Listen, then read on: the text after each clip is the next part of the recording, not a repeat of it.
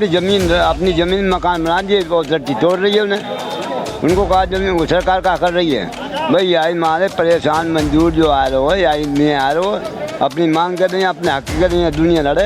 Election के बाद भी जो वायदे होते हैं, जो इलेक्शन से पहले वायदे होते हैं, वो सब झूठे हुए हैं। ये सरकार तो जो है केवल मात्र वोट लेने के लिए जो है किसान को, मजदूर को लुभाने का काम करती है। इनमें कोई दम नहीं है। किसान का जो भी सरकार आती है वही शोषण करती है।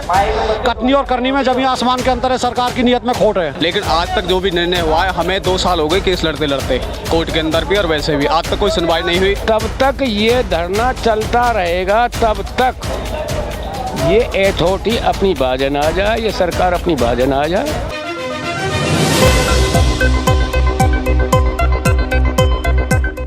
नमस्कार, मैं हूँ जिंदगी मिश्रा और अभी मैं मौजूद हूँ नोएडा सेक्टर 6 में, जहाँ पर किसान धरना चल रहा है। किसान हमारे देश में सबसे महत्वपूर्ण होते हैं और वो हमारे देश के लिए सबसे ज़्यादा काम करते हैं। एक दिन अगर किसान घर पर बैठ जाए तो हम अपने घर में रोटी भी नहीं खा पाएंगे। लेकिन हमारे देश में हमेशा किसान धरना क्यों होते हैं? इसके पीछे क्या रीज़न होते हैं? क्या सरकार जो इलेक्शन के वक्त इनसे बात करती है कि इनके मांगों को पूरी करेंगे, क्यों किसानों को ही इतनी तकलीफ़ों का सामना करना पड़ता है? और आखिरकार ये किसान धरना हमारे देश में कब बंद होंगे? किसानों से बात करेंगे और समझने की कोशिश करेंगे कि आखिरकार ये जो धरना चल रहा है इसके पीछे का क्या मकसद है। और 2019 में भी किसान धरना हुआ था, उस वक्त भी कोई भी समाधान किसानों को नहीं मिला था। आज किसानों से बात करेंगे और समझने की कोशिश करेंगे कि ये धरना आज यहीं पर समाप्त होगा या फिर ये जो धरना है ये आंदोलन का रूप लेगा। जी, क्या नाम है सर आपका? मैं फिरेराम तोंगड़, तहसील अध्यक्ष दादरी। सर, किसान हमारे देश में सबसे ज़्यादा काम करते हैं। एक दिन के लिए किसान काम बंद कर दे तो आम जनता भूखी मर जाएगी। लेकिन हमेशा किसानों के साथ ही इतनी बदसलूकी, नाइंसाफ़ी क्यों होती है? देखो, ये तो आप लोग इसको बढ़िया तरह से उठा सकते हैं। हम तो यही कहना है कि हमारे ही साथ क्यों होता है, आखिर किसी और के साथ बिल्कुल नहीं होता। और कोई भी इस देश में जिसकी अपना सामान बनाता है वो कीमत उसकी खुद रखता है। किसान ऐसा आदमी है कि कमाता है, 6 महीने इंतज़ार करता है, जब फसल पक जाती है तो उसका रेट गवर्नमेंट तय करती है और उसके बाद उसको भी जो गवर्नमेंट रेट तय करती है वो उस रेट में बिकता नहीं, औने पौने दामों में इधर उधर बढ़िया या जो भी खरीदार हैं वो खरीद लेते हैं। तो हम वही चीज़ इनको सुनाने आए हैं कि आखिर हमारे साथ क्यों इतना बड़ा, इतना सुंदर शहर दुनिया में जिसका नाम है वो किसानों की ज़मीन पे बसा दिया और आज भी किसान दुखी हैं, उनकी आबादी इनको तोड़ा जा रहा है। तो ये चीज़ तो आप लोग इसको उठाना चाहिए। हम लोगों को तो हम तो बताना है कि भाई हमारे साथ ऐसा क्यों इंसाफ, जो आप क्वेश्चन मेरे को कर रहे हैं वही हम इनसे पूछना है कि भाई हमारे साथ ही क्यों। जी सर, बाबूजी क्या नाम है आपका? मेरा नाम रणबीर है, जिला हापुड़ जाऊँ और हापुड़ का जिला उपाध्यक्ष हूँ। किसानों के साथ जो वादा किए जाते हैं इलेक्शन के समय में, बहुत बड़े बड़े वादा करते हैं सरकार, तो वो वादा जो होता है वो पूरा होता है या सिर्फ इलेक्शन के बाद उन पे मिट्टी पड़ जाती है? भैया, इलेक्शन के बाद भी जो वायदे होते हैं, जो इलेक्शन से पहले वायदे होते हैं, वो सब झूठे हुए हैं। ये सरकार तो जो है केवल मात्र वोट लेने के लिए जो है किसान को, मजदूर को लुभाने का काम करती है। अच्छा, जिस टाइम सरकार किसी की बन जाती है वो किसान को भूल जाता कद, जबकि हर आदमी का, पशु का, पक्षी का पेट भरने का काम जो केवल एक किसान ही करता है। अच्छा, यदि किसान काम ना करे तो आप लोगों भी जो रोटी खा रहे हैं ना, आप लोगों को भी हो सकता है कि ये नहीं पता कि गुड़ कहाँ तैयार हुआ है।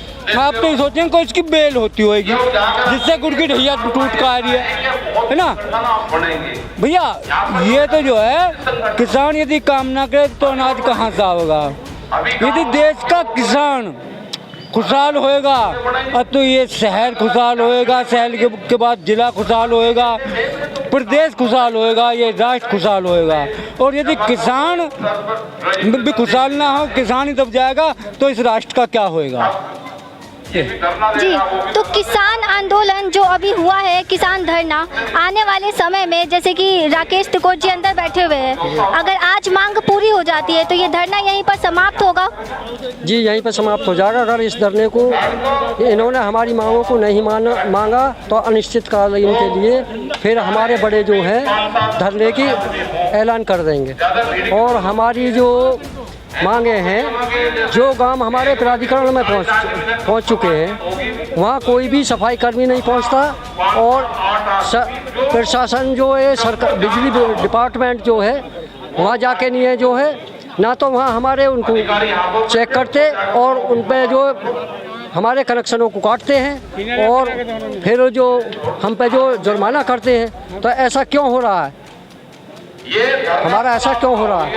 और जो हमने आबादी बनाई है उनको हमारी आबादियों को बचाया जाए। जैसे शिक्षा है, शिक्षा में हमारे बच्चों के लिए 50% आरक्षण होना चाहिए और स्वास्थ्य है, स्वास्थ्य चिकित्सालय है, उनके अंदर हमारे किसान भाइयों के लिए 50% आरक्षण होना चाहिए। और हमारा रोजगार नहीं है और किसान धूप में गर्मी में अनाज को उगाता है और वो अपने अनाज को उगाने के बाद में जब बेचने के लिए मंडी जाता है तो वहाँ जो है तो मंडी वाले उसे जो अपने भाव से खरीदते हैं, अपने मन के हिसाब से खरीदते हैं। और अगर ये MSP और ये लागू कर दें या गवर्नमेंट वो लगा दें तो हमारा जो माल है वो सरकारी रेट पर बिक सके। बाबूजी क्या नाम है आपका? मेरा नाम वीरेंद्र है। तो बाबूजी ये बताइए, ये जो धरना चल रहा है ये कब बंद होगा और हमारे देश में किसानों के साथ ही इतना नाइंसाफी क्यों होता है? ये सरकार कर रही है नाइंसाफी और ये जब तक धरना चलता रहेगा जब तक सरकार अपने आपे में ना आ जाए। और किसानन ने के मकान दुकानन ने तोड़े। ये 3 अथॉरिटी हैं नोएडा के अंदर, 3 अथॉरिटी है, 3 उनकी कानून अलग अलग, 3 उनके कारनामे अलग अलग। एक बात बताओ, सर 40-42 साल है गए यहाँ है कि अथॉरिटी है जमीन लिए हुए, मकान ने अब तोड़ रहे हैं। बताओ ये बताओ बेचारे किसानन ने, मजदूर है, मकान भी न मिले तो रहेंगे कहाँ? तब तक ये धरना चलता रहेगा, तब तक ये अथॉरिटी अपनी बाज न आ जाए, ये सरकार अपनी बाज न आ जाए, जब तक चलता रहेगा। जी, तो बाबूजी क्या नाम है आपका? मेरा नाम चन्नी सिंह। तो ये जो धरना चल रहा है इसके पहले प्राधिकरण ने आप लोगों को नोटिस वगैरह भेजा था या फिर ऐसे ही बुलडोजर चला दिया घरों पे? बुलडोजर चला दियो, कोई नोटिस ना भेजो, कोई नोटिस ना हो, बुलडोजर चला दियो अपने देंगे अपने पे। तो ये जो ज़मीन है आप लोगों की, अपने परदादा पुराना घर जो 40 साल पुराना या 50 साल पुराना ऐसे घर होते हैं उनको एकदम से जो तोड़ देते हैं, इसके पीछे सरकार आप लोगों की मदद करती है रहने के लिए या? कोई मदद नहीं है, कोई मदद ना। उनको जो उनके पास बैनामा तो है ना, अपनी ज़मीन मकान बना दिए, अथॉरिटी तोड़ रही है उन्हें। उनको कहा जमीन सरकार क्या कर रही है?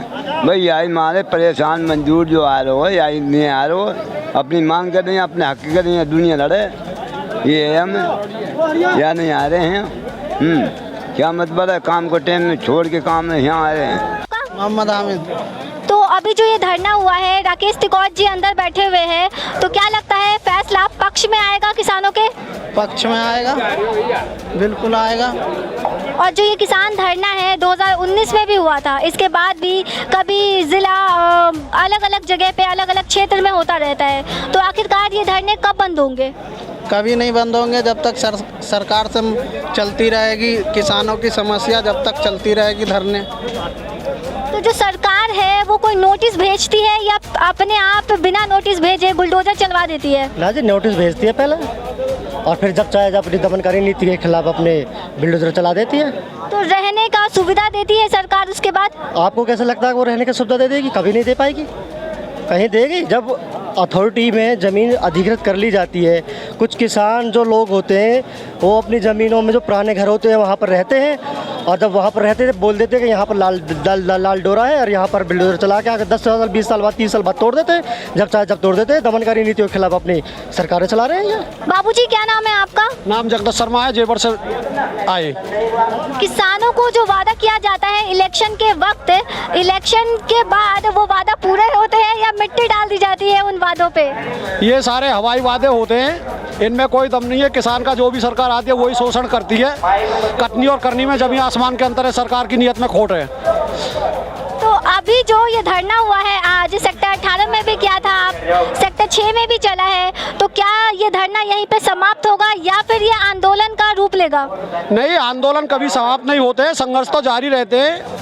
ये ठीक है कि सरकार कितने दिन में झुके, प्राधिकरण कब झुके, और ये सरकार को झुकना ही पड़ेगा। प्राधिकरण को ये सोच के मजबूर होना पड़ेगा, किसान जब ही फाइनल करेंगे, क्योंकि ये एक दिन के मसले नहीं है, काफ़ी पुरानी बीमारी है।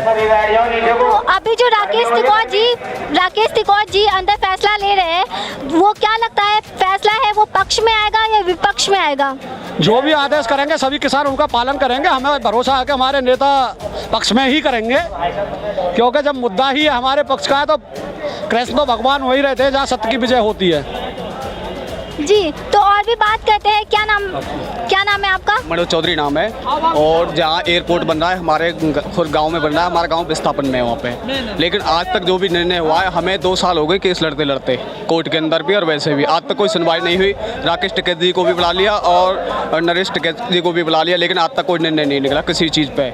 जो 2013 का जो नियम था उसी के अनुसार विस्थापन किया जा रहा है हमारे यहाँ का गाँव का।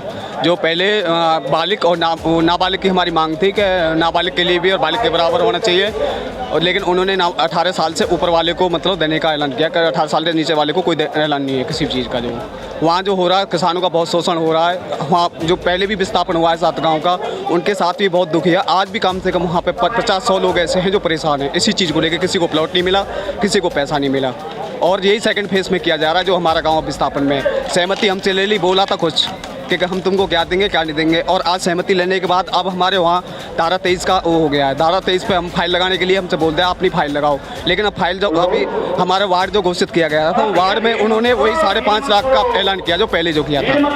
ठीक है, अब बस।